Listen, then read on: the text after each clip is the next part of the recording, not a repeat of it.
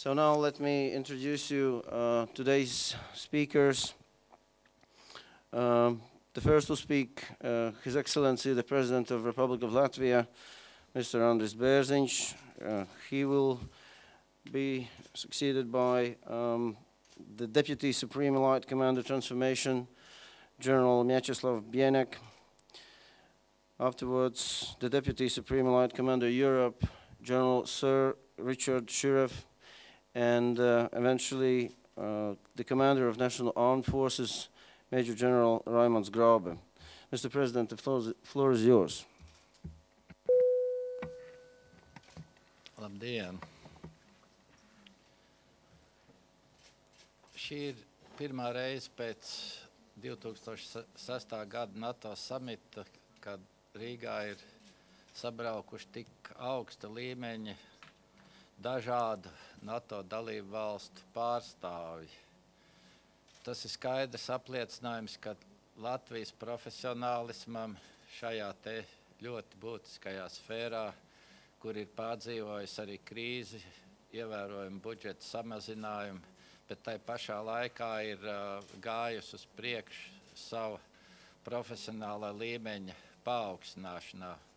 Un redzot šeit tik daudz dažādu valstu augstāko militāru personu, kas cenšas atrast kopējos risinājumus dažādās dzīves situācijās, ieskaitot arī mūsu kaimiņu valsts Krievijas pārstāvis, tas ir vairāk kā būtiski. Un mani sevišķi iepriecināja tas, ka šis virziens jau vairs nav tikai militārs, bet viņš ir arī militāra un civilo dzīvi saistošais, jo dzīve mums apkārt rāda, ka šie apdraudējumi pieaug straujāk civilajā dzīvē, nevis militārajā. Un ja šie te spēki, kas ir labi sagatavot profesionāli, var šos jautājumus risināt, tas ir ļoti būtiski ne tikai mūsu mazās Latvijas nākotnē, bet visas pasaules nākotnē kopumā, sadarbojoties un atrodot nekavējošs un pareizākos risinājumus īsākajā laikā.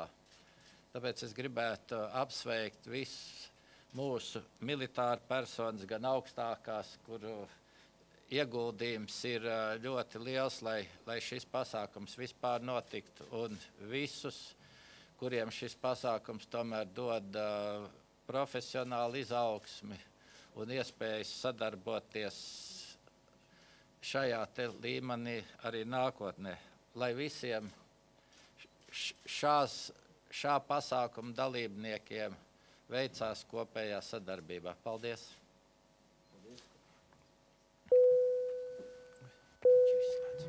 General Mieczysław Bieniek, please.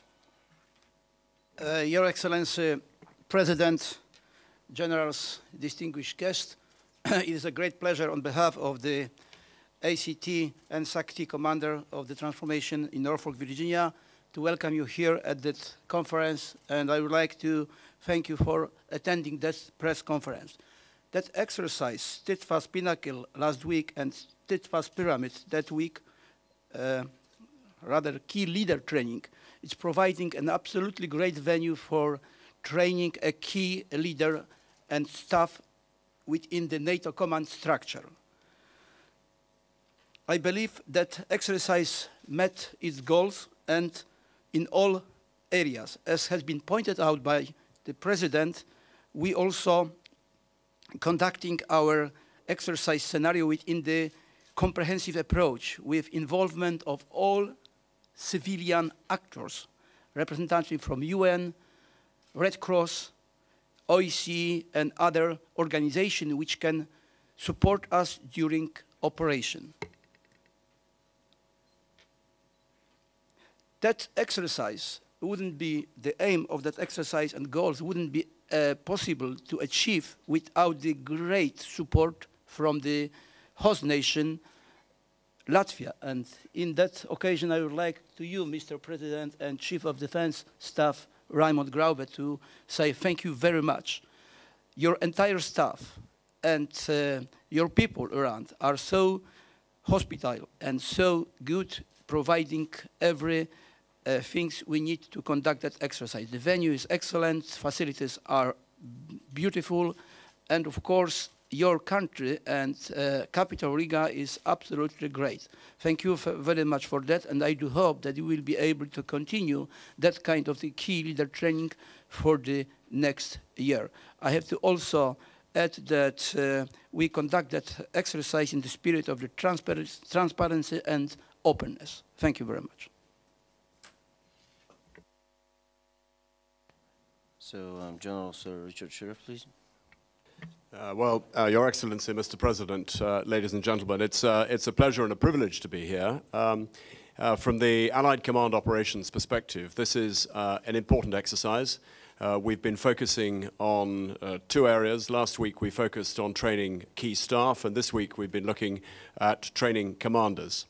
As you will appreciate, the challenges that NATO faces in this complex world are difficult, are demanding, and I think it speaks volumes for the capability and quality of the NATO alliance, that 28 nations, together with our partners, can operate according to standardized procedures, an understanding of operational design and campaign planning, which transcends national boundaries. And we can only do that if we train. And the training we've been doing here has contributed to that. And I think you see the results of that common approach in the way NATO took on the campaign on behalf of the United Nations to protect the people of Libya following the United Security Council Resolution 1973. And it was on foundations such as we have been establishing and building here that speed and rigor of staff training was completed.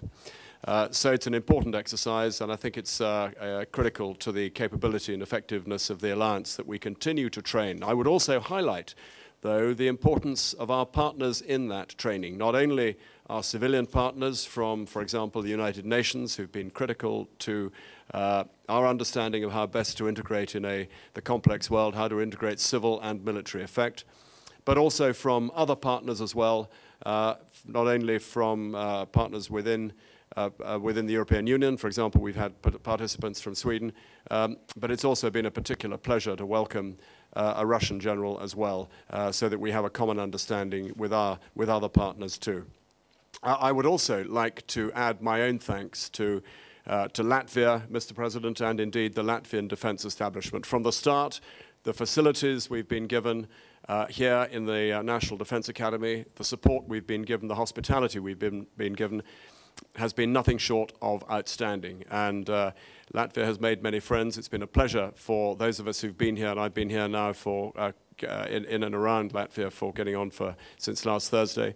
It's been a treat to get a feel for the country.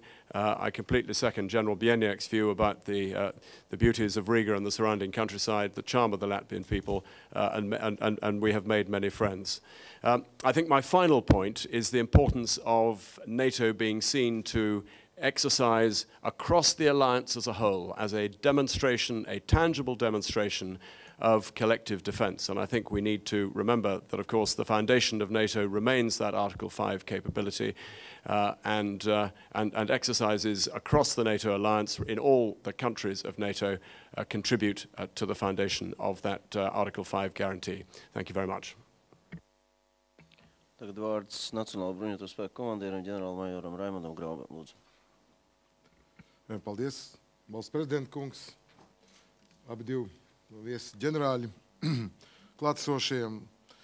Man ir patiesas prieks dzirdēt šos labos uzslavas vārdus, bet pašā sākumā gribu uzsvērt un pateikt paldies arī visiem, gan akadēmijas pārstāvjiem, gan visiem tiem, kas no Latvijas puses ir vadījis un vadīja šo pasākumu, tā skaitā arī brigādes ģenerālim Gundaram Abolam un visiem tiem, kas ietekmē šos procesus un panāca, lai viņi būtu labi un pozitīvi vērtēti. Bet mēs zinām, ka 21. gadsimtā konflikti kļūst arvien neprognozējamāki. Tajos gūtā pieredze neapšaubām ietekmē arī kopējo aizsardzības politiku.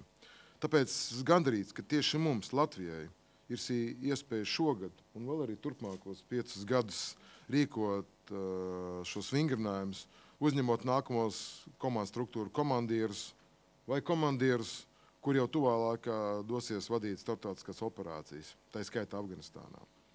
Tās ir atslēgas amatpersonas NATO militārā struktūrā.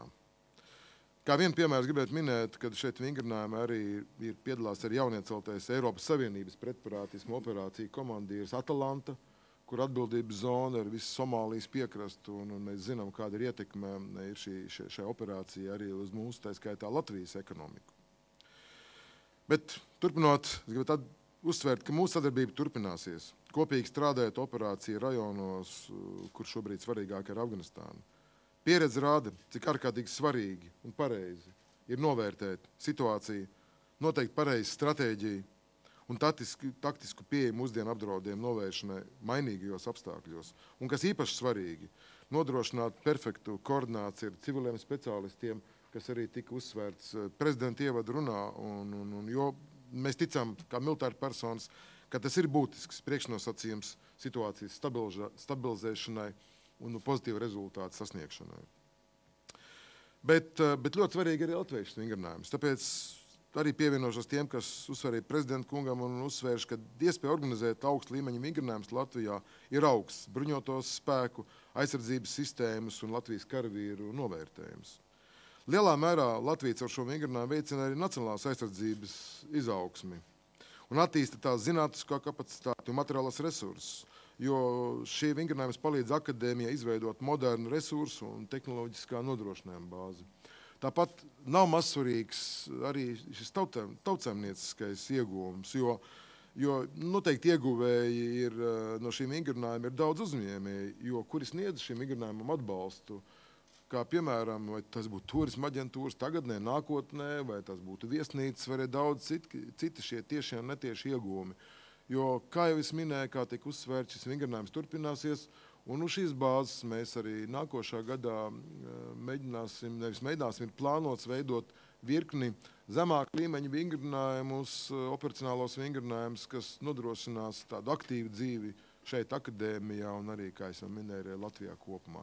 Es vēlreiz gribētu pateikt paldies abiem diviem strateģisko komandu vadības sistēmas pārstāvjiem par uzticību mums, jo tā mums bija vajadzīga īpaši sākuma stadijā, un mēs patiesi darījām labāko, ko mēs varējām, un vēlreiz paldies par to, un veiksim visiem, lai mums šī zināšanas būtu veiksmīgi varētu tikt izmantotas nākotnē. Paldies!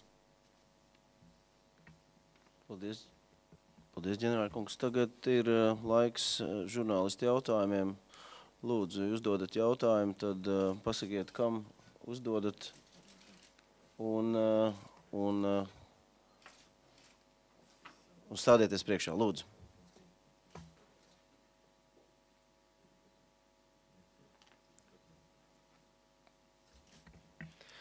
Hello, my name is Einar Slejs. I'm from news agency Leta, and my question is for General Bieniek and also for General Shirreff. What is your opinion about Latvia military capabilities after Latvia defense budget cuts because of economic crisis? And are you waiting for Latvia defense budget increase that we in future will give more money for our defense budget?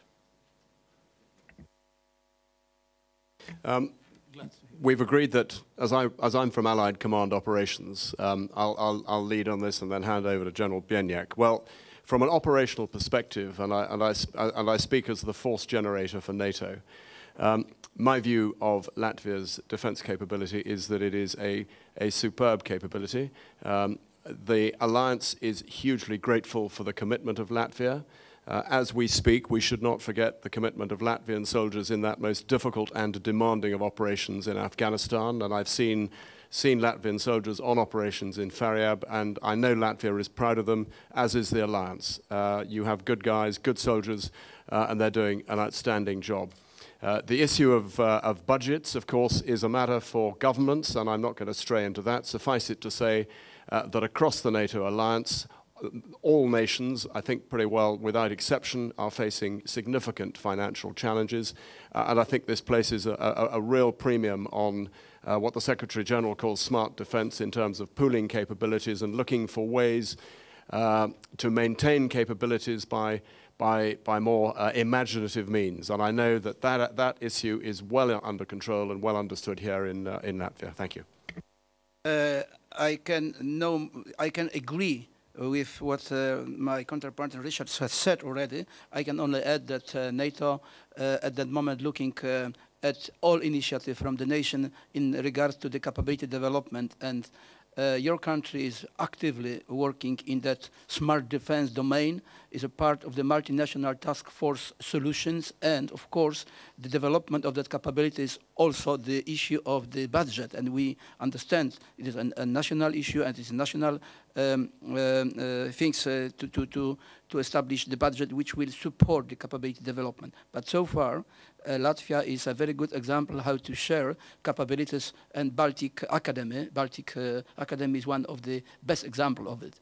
To add to what General Shirreff has said, I can tell you that I was in the combat zone with your soldiers in Iraq in 2004, and I was proud of them to be commander of such brave and good and well professional organized soldiers. Thank you very much. Lūdzu, vēl kādu jautājumu? Aura Dulša, I represent the Ministry of Defense, Press. My question is to the General Bieniek. You have an experience in the real military operations. You mentioned this Iraqi freedom. From your point of view, how close this operation, I mean that kind of exercise, Steadfast Pinnacle or Pyramid, is to the real military operations in the real life? You're right that I am experienced soldiers, but beside me is also the same experienced soldiers who run exercises and operation as an ARC commander. But I must tell you that we as a military, we are probably the best prepared for the war which has been already done. But we are trained ourselves, and we try to develop our exercise scenario which allow us to achieve the goals for the future operation. But as has been already mentioned, Libya show us, not only Libya, some other operation, Afghanistan and Iraq, show us that today operation cannot be conducted only by the military itself. And that's why we try to create the exercise scenario and training which will meet all those comprehensive approach requirements. Richard, up to you. Thank you, Mieczysław. I mean, I think this is a thoroughly realistic exercise, but you have to remember, of course, that this is about planning. And planning is a component in military activity, as of course is execution. So in terms of the delivery on the ground, clearly we're not actually delivering what you might call a fighting exercise on the ground. But nevertheless, what this is doing is training key staffs, key commanders in those critical procedures and processes that NATO staff and commanders need to understand if they are to design operations, design campaigns, and deliver a successful effect on the ground. Lūdzu, nākamais jautājums.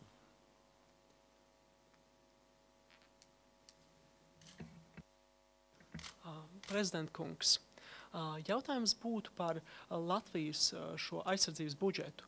Kā jūs raugāties uz to, vai tagad sarunās par valdības veidošanu, un arī pēc tam, kad valdība strādās pie budžeta, ko jūs prasīsiet no šiem potenciāliem koalīcijas partneriem un jaunās valdības, vai vajadzētu Latvijas aizsardzības budžetā paredzēt līdzekļus 2% apmērā no iekšzemes koprodukta, sasniegt šo līmeni, vai kā citādāk rīkoties?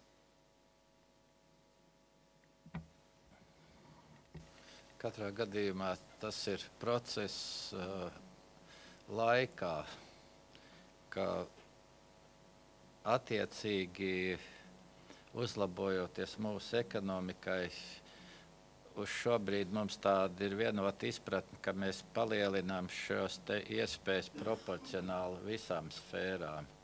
Un man tiešām ir prieks par šo te militāro sfēru, ka pie tik liela budžeta samazinājuma viņi ir atraduši tādu ļoti efektīvu risinājumu, un arī tiekoties ar NATO ģenerālsekretāru Rasmussenu kungu, no viņa puses arī tas smart defense, ja, kas te tika pieminēts, tika uzsvērts, kā tas būs nākotnes, tas veids, kā visas lietas darīs, ka centīsies atrast tos efektīgākos un arī lai finanses tiktu izmantotas vislietderīgāk un ka katrs darīs to darbu, un kas arī šeit ir redzams, ka Latvija ir fokusējās uz tām lietām, kur viņām ir labas iestrādes un kas neprasa strauju līdzekļu pieaugumu, jo mēs nevaram kaut kādu milzīgas tehniskas ieguldījumus izdarīt, bet šo esošo naudu ieguldam cilvēkos, kas arī šajās 2 nedēļās ir tāds labs piemērs, kad ar prātu var sasniegt daudz vairāk, jo tā pasaule tik strauji mainās, un te jau tik pieminēts, ka vairs tādas tīri militāras tās operācijas nebūs. Ja? Un mēs arī te acīm redzot uz priekšu spriedīsim, ka šie tie lielie apdraudējumi tieši civiliedzīvotājiem arī attīstītās valstīs, kas pēdējā laikā bijuši, ka šeit ir jāatrod tas ceļš, kā varētu arī šos te cilvēkus iesaistīt, lai mēs tomēr palielinātu gan ne tikai ārējo drošību, bet arī iekšējo, kas ir ļoti, ļoti svarīgi. Paldies. Paldies. Thank you. Thank you, speakers. Thank you, Mr. President and generals, for your participation in this press conference. It concludes our press conference, and as I said earlier, the rest of questions that may arise for journalists will be handled through the Media Office and Media Service of National Armed Forces and Ministry of Defense. Thank you.